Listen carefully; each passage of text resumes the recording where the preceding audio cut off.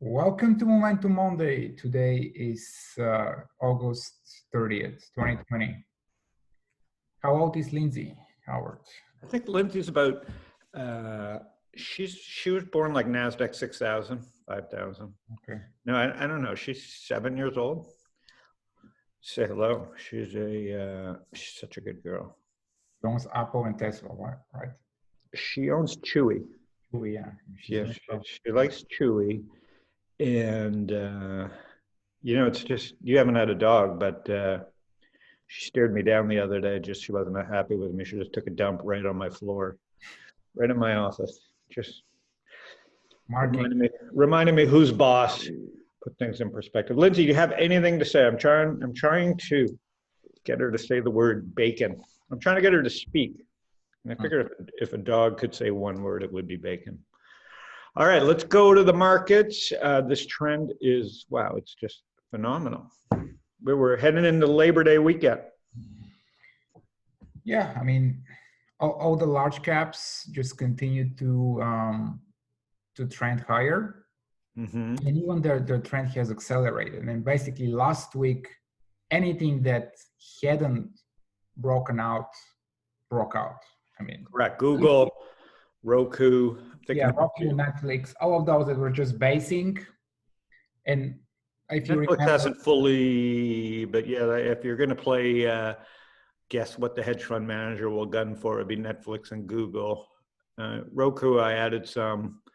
I mean, that base in Roku is pretty interesting. Like, I don't use Roku. Do you use it, Ivan? No, I've never used it, but I've traded the stocks multiple times. Take a look at the monthly on that. I mean, that is going mucho higher. Yeah, I mean, basically all-time highs. Yeah, monthly all-time high. I mean, we'll see how it closes this week, but big volume. They're kind of like TV for everyone else now,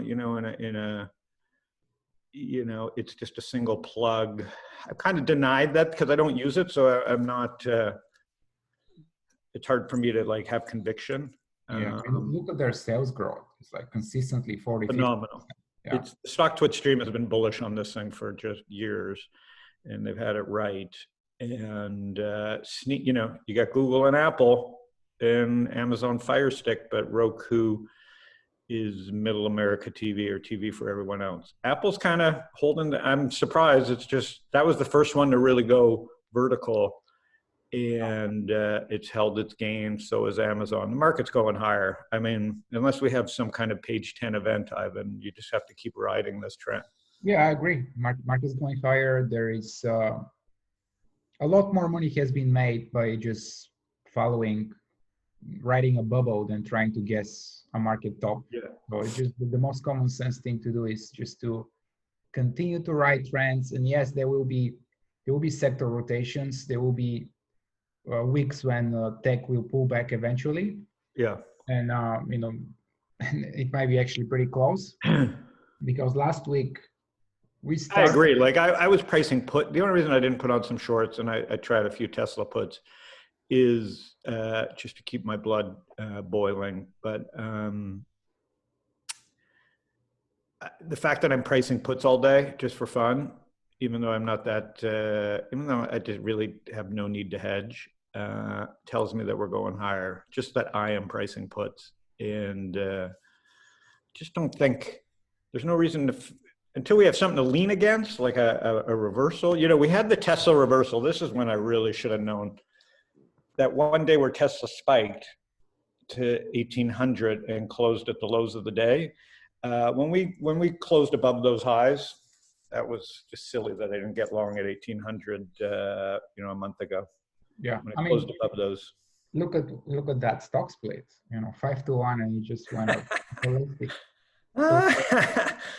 I mean, it's just I'm too cynical, even though I'm an optimist, to put that one on. But man, there's just some fun being had by. There's some frothiness, but there's also a lot. There's still not enough supply. There's not enough supply of good stocks. So the market's going to give people what they want, which is SPACs and IPOs are coming down the road and stock splits. I mean, this is so close to 99. The difference being everybody's going, well, Apple's, really a great company. So, Yeah. and there's a point to that. It's just, there's an analyst that put, I don't know, a $700 price target on Apple. Yeah, why not? Why not put it I mean, out? why not? I mean, there's Yeah. no possible chance you can create a spreadsheet with all those zeros and trillions. And so some guy sitting on the toilet or on his Peloton, dreaming up a $700 price target, which is only, $3.5 trillion. So I guess, I have people asking me what's going to be the first $5 trillion company. So, we're going to be sorry. We're going to be so sorry, but not my job to front run the end of the world. I think it's a better time to panic, like I've been saying. Like, this would be a better time to book some profits. Every time I book some profits, I find a new stock. Elastic broke out, incredible numbers. I've been long this. It's in my top 10 now. Look at if you go back to the weekly or a monthly, it's just, I mean, they're powering everybody's search and data right now, them and Mongo. So, that is just going higher. It's loose base. If the market reverses, yeah, all bets are off. But these open source software companies are just crushing. Anything else that stood out to you, Ivan, other than the juicing of Salesforce and the new DAO? And I mean, there's definitely frothiness in the market right now, but there's also a lot of FOMO, fear of missing out, and a lot of money that is still on the sidelines, looking by the big spike in deposits. And there is a real career risk for many money managers who are just underinvested, and that's why in the past 2-3 weeks, we're seeing those big spikes in the really mega caps, the Google, the Apples, the Tesla. Yeah, pull up Google. I mean, that one doesn't have any fleas on it. Exposure to the market. And this look at it. Tesla can do that at 3% sales growth. Where's, no, their sales growth is pretty weak themselves. So, I don't know. I mean, obviously it's lagging on sales growth, but you can just tell people are, I'm long Google. I'd love to see 2,000. Feels like it could be a $2,000 stock. Just because. Why not? I mean, that's what I'm saying. Like, why not me? I mean, look at Peloton. Someone came out, I'm long, but someone came out with a $90-something. I mean, there's just no. Why not 100? Yeah, I'm just saying. There's just. I sold my Lulu at $290. It's $390. Yeah. Yeah. So a couple of things that I wanted to point out, if you give me some time without interrupting me. So last week, we definitely started to see some rotation. So we started to see weakness in stocks that kind of shined during February, March, April, and June, the so-called COVID stocks. They're starting to kind of break down, like those big momentum stocks like QDEL, like we already mentioned NVAX, Clorox.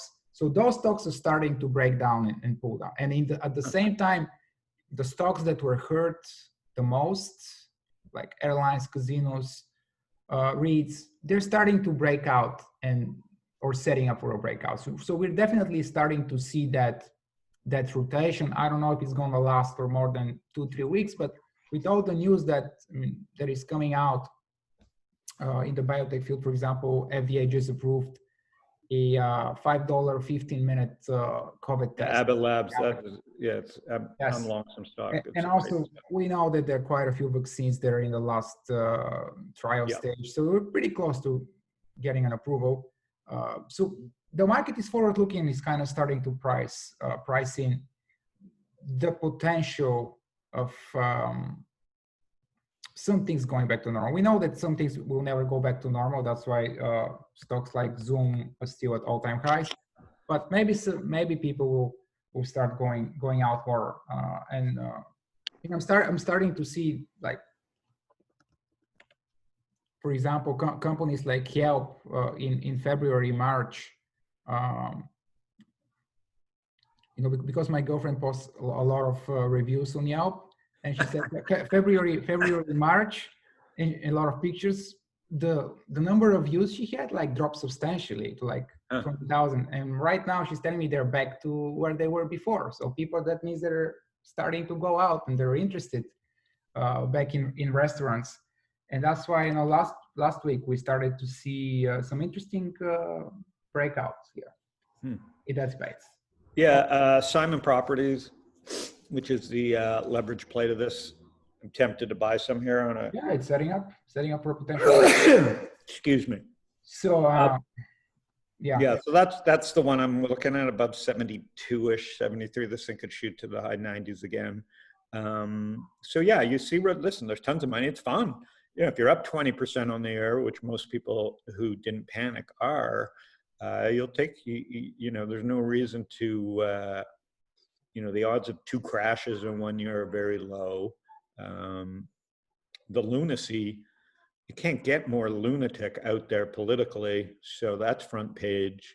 I don't know what we possibly couldn't know. I mean, it's just, dystopian, big city craziness and bad politics. So I don't know what's on page 10. Rates, maybe, Ivan? Yeah, I mean, definitely the US dollar continues to go down. Rates started to perk up a little bit. But this is only a proof that there is no alternative to stocks right now still, because with the US dollar going down and yields starting to go up, why would you keep your money in treasuries for no yields, or in a high yield savings account for less than 1%? I mean, this is one of the catalysts for stocks still.